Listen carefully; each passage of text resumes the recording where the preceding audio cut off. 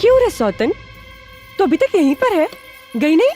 अरे हम काहे जाए, ये हमार घर है, हम यही से रहे और अपन संसार बसाई। सुन, मुहे में कर खपतवा खातिर तैयारी कर ले।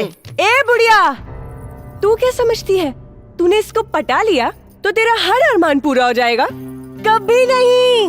नीरव वो मेरा पति है, मेरा। इस छिपकली को कभी भाव नहीं देगा।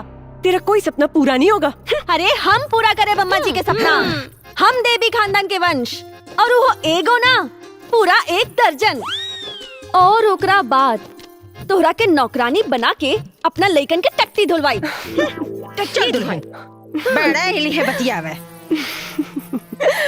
जिंदगी जंडबा फिर भी घमंडबा।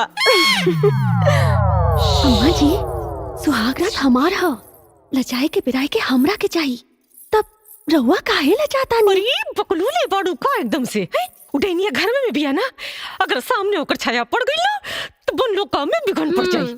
चल हाँ चल।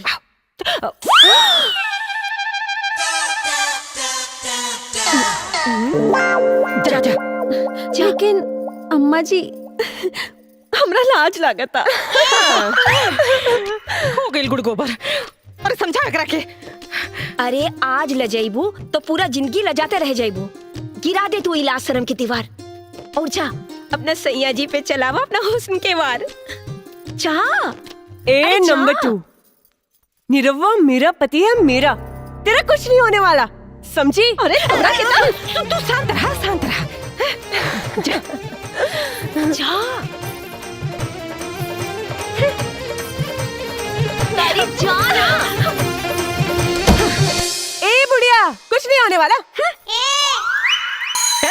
कुछ नहीं होने वाला, कुछ नहीं, सब कुछ है।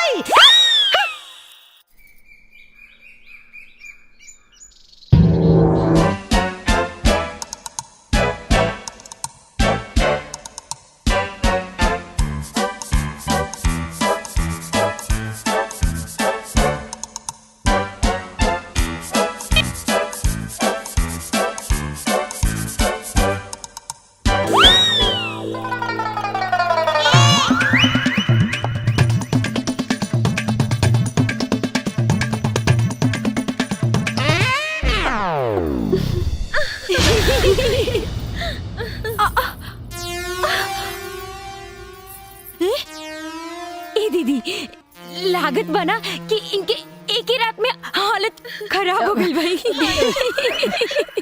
लागत है कि देवर जी 30 साल के कसर एक के दिन में निकाल ले बाबी। अरे दुल्हन, करिया दुखाते का? हाँ अम्मा जी, कमर तो बहुत दुखाता।